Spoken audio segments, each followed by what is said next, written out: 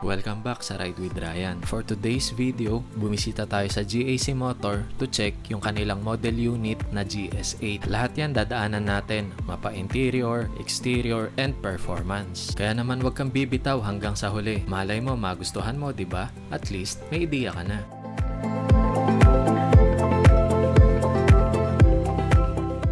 Simulan natin yan dun sa pinaka-overview ng body design niya. Kung pagmamasdan, mapapansin agad yung commanding presence nito. One of the unique design na nakita ko sa lineup ng mga SUVs compare sa ibang different brand competitor.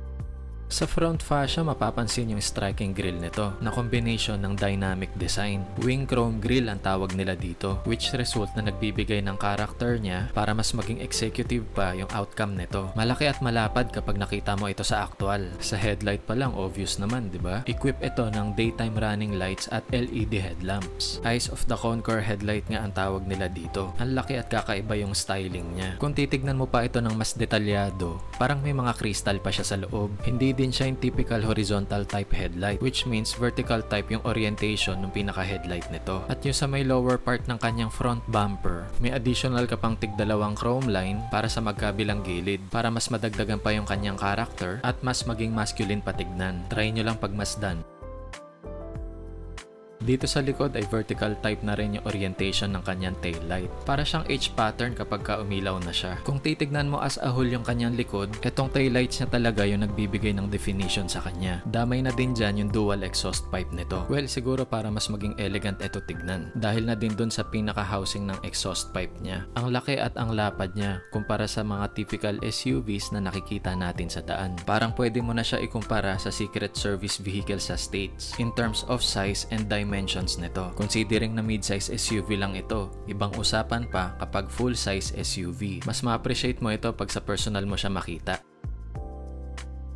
Silipin naman natin ngayon yung kanyang engine specs. Isa itong 2.0 TGDI engine or turbocharged gasoline direct injection na may cylinder displacement na 1,991cc at may maximum output na 248 horsepower at 5,250 RPM. May maximum torque din naman ito na 400 Nm at 1,750 RPM hanggang 4,000 RPM. 65 liters gasoline ang fuel tank capacity nito.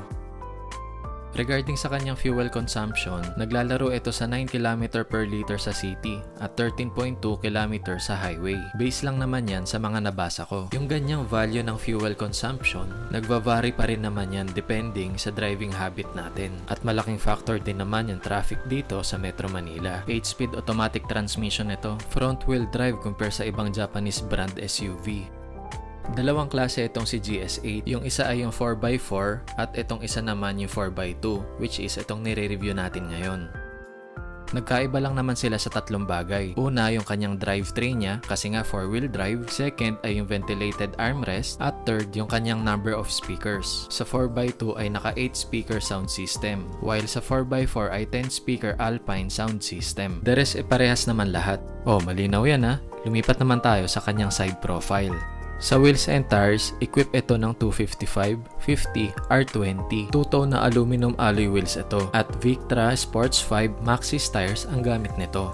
Yun namang sa suspension, sa front ay MacPherson type independent suspension at sa likod naman ay multi-link beam independent suspension. Of course, yung side mirror niya ay power folding, power adjustable with side turn indicator at body color na rin yung kanyang mga door handles.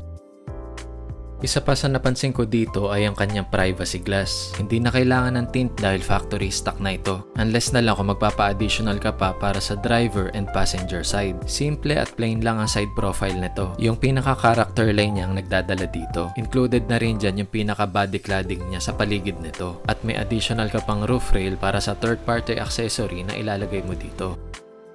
Yun naman overall dimensions niya, meron na itong 4,980mm in length, 1,950mm in width, at 1,780mm in height, at wheelbase na 2,920mm. Sa mga numbers na yan, masasabi ko na one of the spacious vehicle ito. Try nyo lang i-consider sa mga options ninyo, especially kung big family kayo, kung nagpaplano kayo bumili ng sasakyan.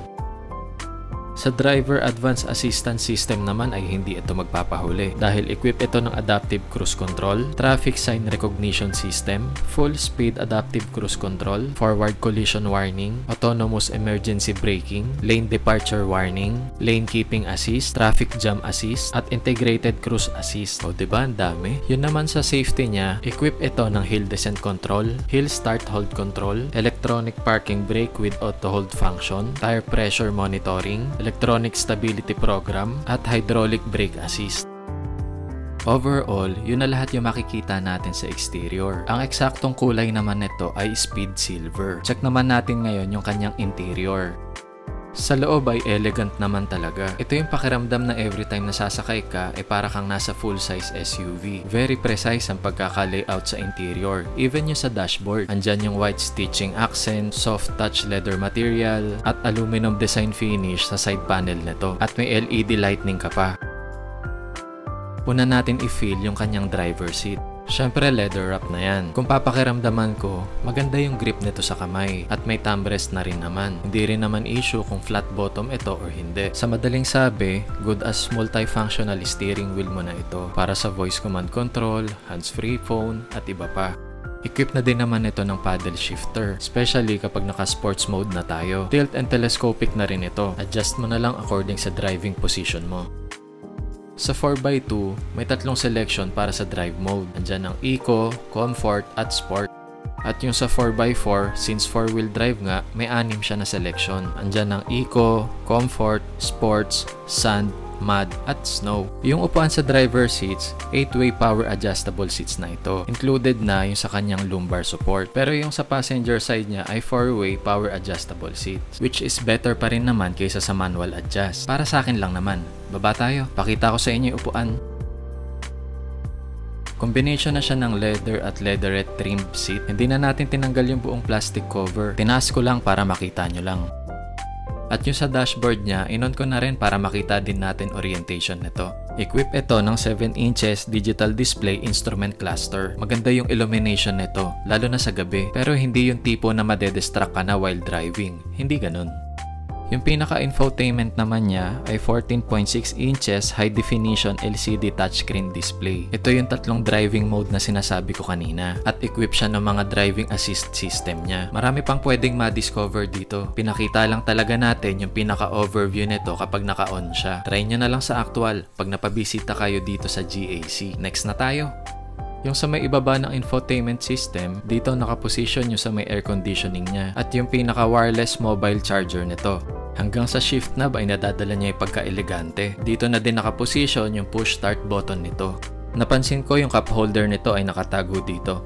Press nyo lang siya para mag-open yan. Ito namang sa may pinaka-armrest niya, sa unang tingin pa lang, alam mo na malaki talaga yung space nito at malalim yung pinakalagayan niya.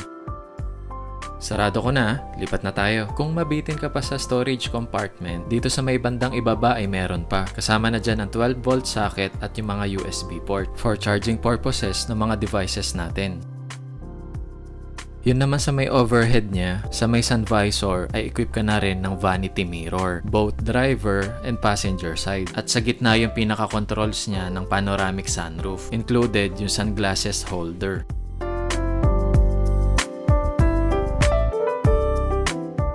Tuloy tayo. Check naman natin yung second row seat. Unahin na natin dyan yung kanyang legroom. Take note, yung upuan ng driver seat, yan na yung driving position ko. Malaki pa yung legroom niya para sa height na 5'7". As in, malaki pa talaga. Komportable ito kung malayuan na biyahe. May extend pa yung paa mo na ganito kalayo. Kung higit pa sa 5'7" ang height mo at bitin ka pa, pwede mo i-adjust yung upuan pa forward or backward. Kung full capacity naman babiyahe, parehas pa rin. I-adjust lang itong upuan para may legroom din sa pinaka third row seat. Hindi lang yan yung side na naa-adjust, pati yung kabilang side ay naa-adjust din.